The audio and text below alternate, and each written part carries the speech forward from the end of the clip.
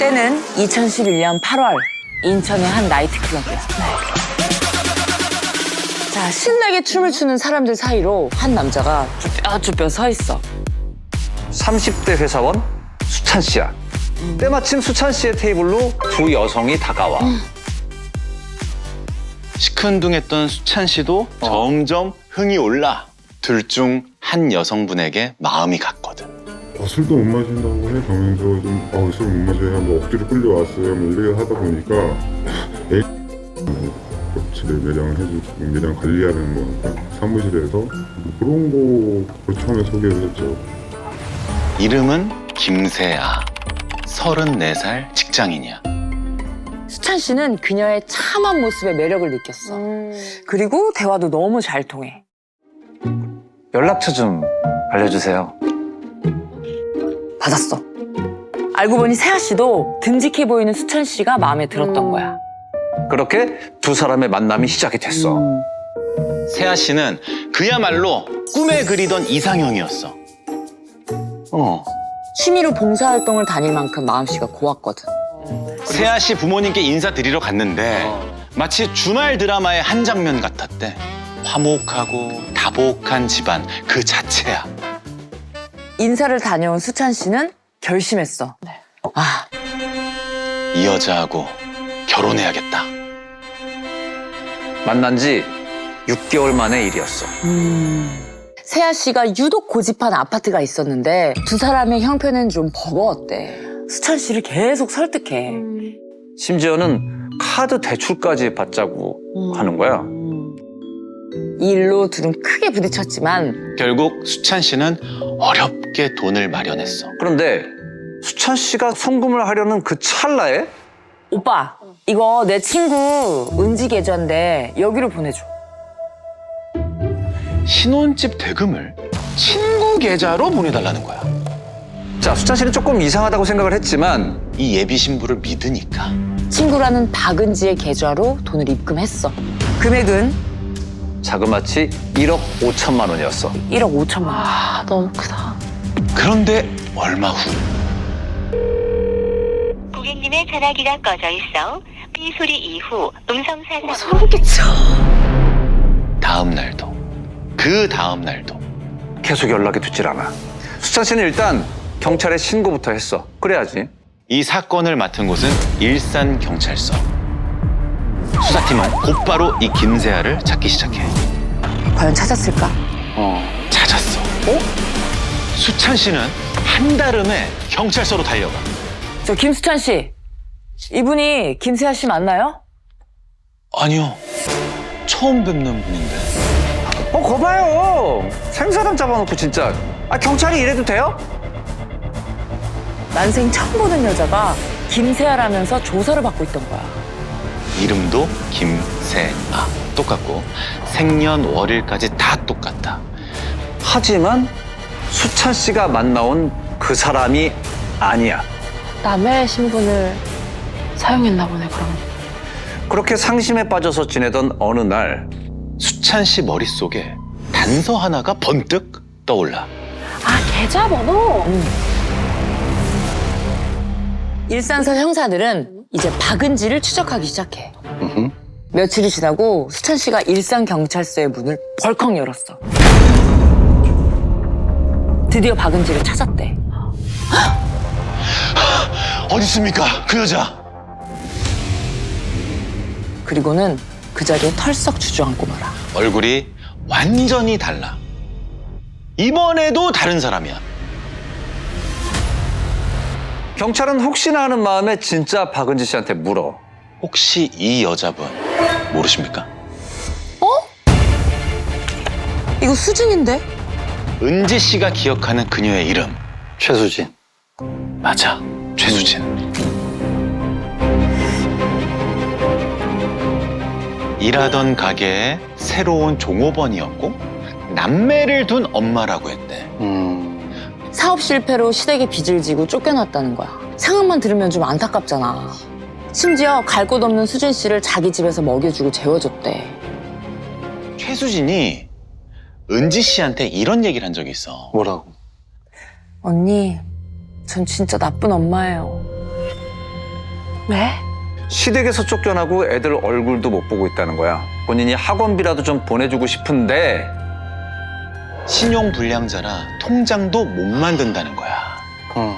자, 은지 씨가 이 이야기를 듣고 어떻게 했을까? 명의를 빌려줬겠지. 수진아 걱정 마. 언니가 도와줄게. 너무 착하시다. 은지 씨는 자기 명의로 휴대폰도 개통해주고 은행 통장도 만들어줬어. 최수진을 믿고 호의를 베푼 거잖아.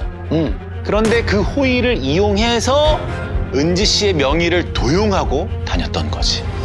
형사들은 은지 씨가 알려준 정보대로 77년생 최수진을 찾기 시작해. 그런데 의외의 장소에서 실마리가 잡혔어. 뭘까? 네, 긴급 신고 112입니다. 아, 살려주세요. 이 사람이 저 죽이려고 해요. 신고를 한 이 여성의 온몸에 멍이 가득하고 옷도 막 여기저기 찢어져 있어. 일단 여자를 진정시키고 경찰서로 향했어. 경기도 동두천 경찰서. 당연히 신분증을 달라고 했겠지. 했더니 어때? 신분증 안 가져왔는데. 저 그냥 신고 취소할게요. 그래도 신원은 확인해야 하니까 이름과 주민등록번호라도 불러달라고 했어. 박은지요. 이름이 박은지요. 자기가 알고 있는 그 하나밖에 없거든. 뭔가 수상함을 느낀 경찰이 바로 조회에 들어갔어. 자, 신출귀몰한 사기 행각을 벌여온 그녀의 진짜 이름은 장서희. 나이는 34. 20대 초반에 일찍 결혼했어. 어린 딸과 아들을 둔 두 아이의 엄마야. 장서희는 은지 씨 집에서 나온 뒤 내연남 고 씨를 만났어. 그러다가 동거를 하게 됐는데 장서희가 고 씨의 지갑에 손을 대기 시작해. 이 일로 두 사람의 싸움은 격해졌고 폭행으로까지 이어진 거야. 참다 못한 장서희가 신고를 했는데 자기가 덜미에 잡힌 거지. 아까 그 신고 기억나지? 결정적인 단서는 그 신고 여성이 그 주민번호를 이렇게 제시했을 때 약간 눈동자가 흐려지고 진술에 신빙성이 좀 의심이 가서 그래서 지문조회를 했던 거죠. 깜짝 놀랐죠. 전속 살인 피의자로 지명 수배되어 있던 것을 확인할 수 있었죠. 1년째 도주 중인 지명 수배자였어. 그것도 존속 살해 혐의로. 대박. 자, 동두천서의 형사들은 어디론가 급히 전화를 걸었어. 왜냐면 장서희를 애타게 찾고 있었던 또 다른 한 사람이 있었거든. 누구였을까? 이대우 형사.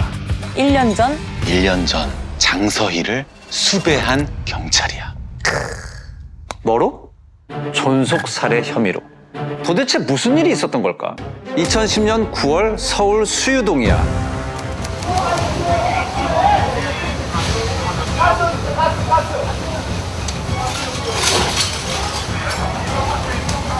살려주세요. 여기에요, 여기. 엄마와 어린 딸이 살려달라고 소리쳐. 다행히도 그 방은 불길이 번지지 않아서 이웃들이 창문을 통해 모녀를 구출했어. 겨우 불을 진압하고 집 안으로 들어갔어. 안방으로 들어선 순간 먼저 구출된 아이 엄마의 친어머니야. 친엄마? 응.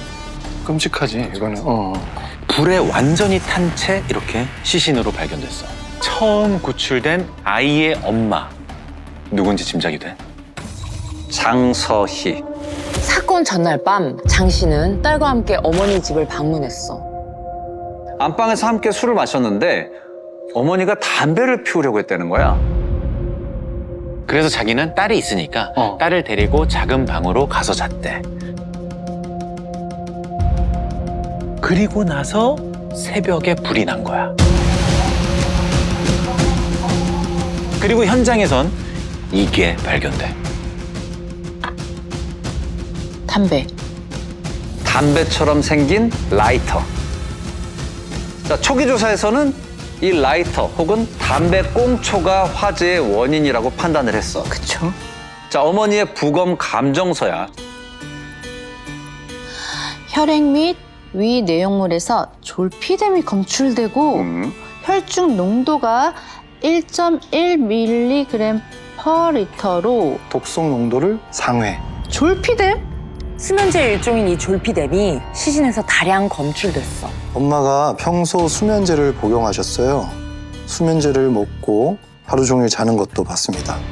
원래 수면제를 드셨던 분이다. 당시 경찰은 장 씨의 진술대로 어머니가 다량의 수면제를 먹고 잠이 들어서 천하 불길을 피하지 못한 것이라 판단했어. 단순 화재사로 마무리 지은 거야. 그런데 또 다른 사건이 벌어져. 화재 사고 5개월 뒤인 2011년 2월 고양시의 한 아파트야. 해도 뜨지 않은 새벽, 경비원이 순찰을 돌다가 뭔가 발견해. 아, 또 누가 여기서 잠을 자는 거야. 아, 이봐요. 그거 일어나요. 누군가 화단에서 잠들어 있는 거야. 아무리 흔들어도 일어나질 않아. 이미 차갑게 식어버린 시신이었던 거야. 사인은 추락사. 특히 머리 부분이 크게 손상돼 있었어. 신고받고 출동한 경찰은 고층에서 추락한 거라 추측하고 변사자의 집을 찾아 나서. 계십니까? 누구세요? 경찰입니다. 혹시 이분 아십니까? 저희 아버지예요. 장서희 씨? 죽은 사람은 바로 장 씨의 아버지였어. 어머니 사망 5개월 만에 아버지도 시신으로 발견이 된 거야. 아버지가 담배를 피우고 싶어 했어요. 베란다에서 담배를 피우다가 균형을 잃고 떨어진 것 같습니다. 당시 장 씨의 집 베란다에선 실제로 담배꽁초가 여러 개 발견됐어. 유족 진술, 현장 증거 모두 일치하고 보니까 외부인 침입이나 타살 정황 전혀 없어. 이 사고도 단순 추락사로 마무리가 됐어.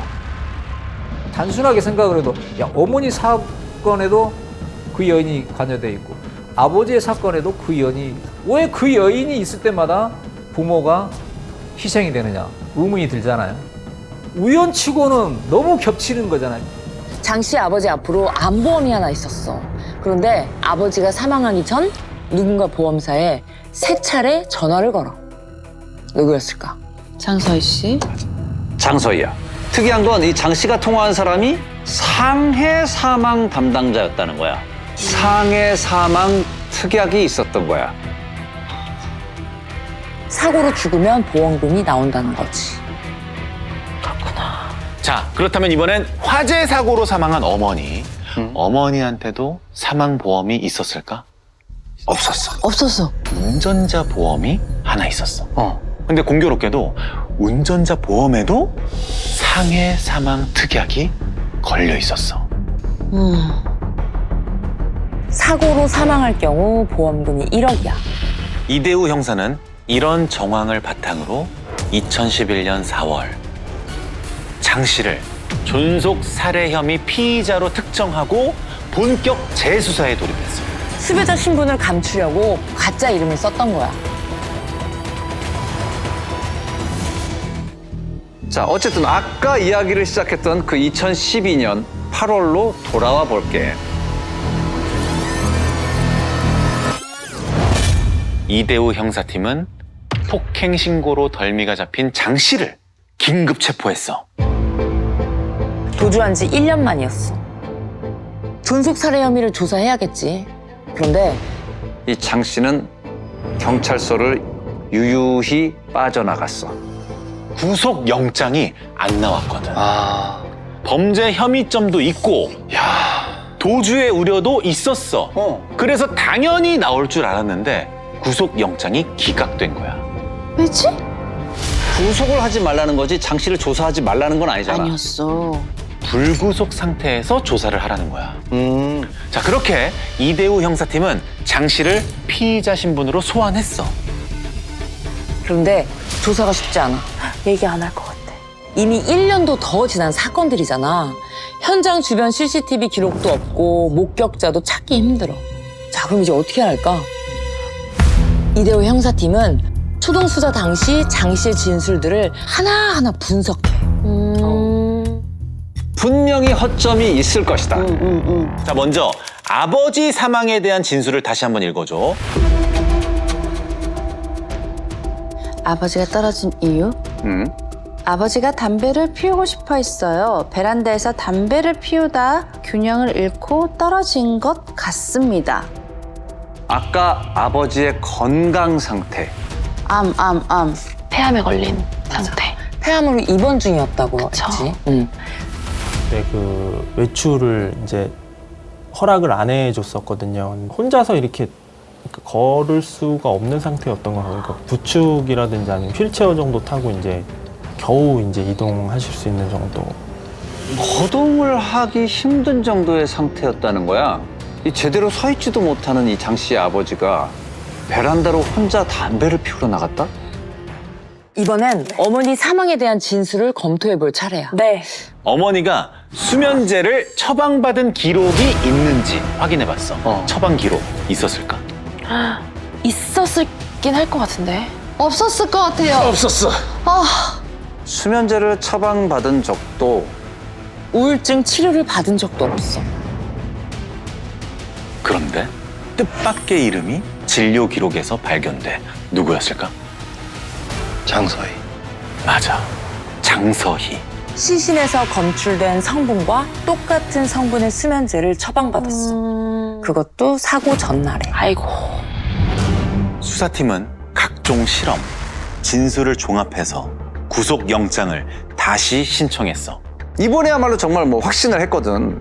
구속영장 나왔을까? 나왔으면 좋겠네요. 이젠 나와야 될 것 같아요. 그런데 이번에도 기각이야. 안 나왔어. 그런데 장 씨가 이번엔 생각지도 못한 행동을 해. 뭐였을까? TV 출연. 본인이 직접 한 지상파 방송에 나와서 자신의 억울함을 호소하기 시작했어.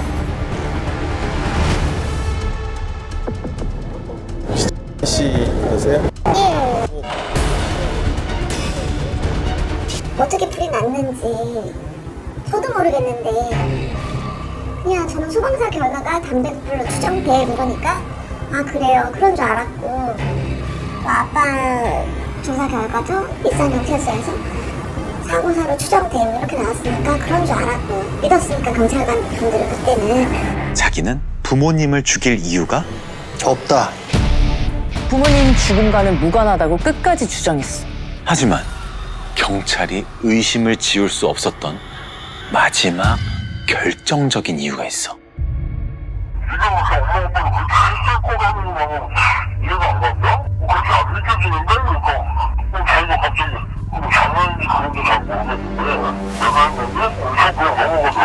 내가 했는데 그랬다고요?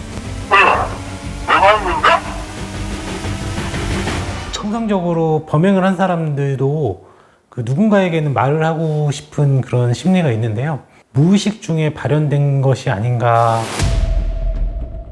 장 씨가 분명 털어놨다는 거야. 본인이 직접 범행에 가담했다고. 물론 이건 그냥 고 씨의 주장일 뿐이야.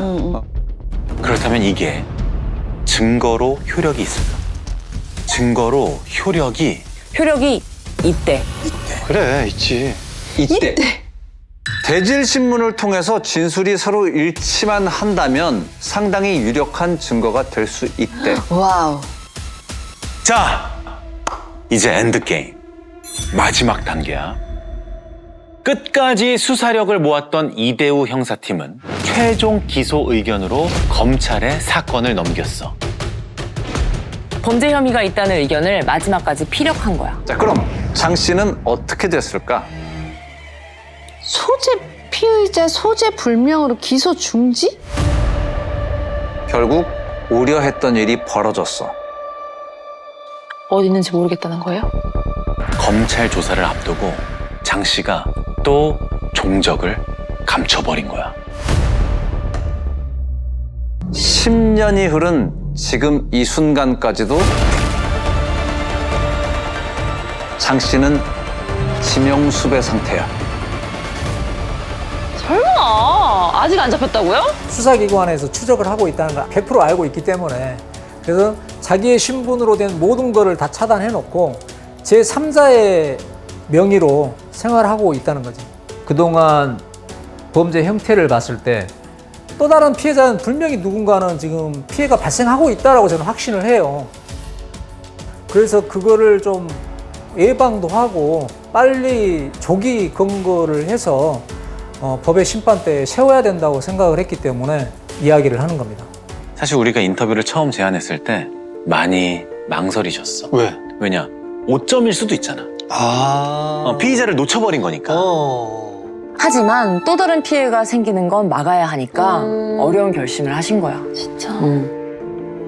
이 형사분들의 용기로 만들어진 오늘의 이야기가 부디 또 다른 피해자를 막을 수 있길 바랄 뿐인 거지요. 여기는 일본 영토니 당장 물러나라! 그뿐만이 아니야. 못 보던 팻말이 하나 서 있어. 설마 독도가 일본 영토라고 표시한 거야. 열받아 죽네. 독도를 빼앗길 판인데 이래 가만히 있으면 되겠는겨? 독도는 우리가 지킨다!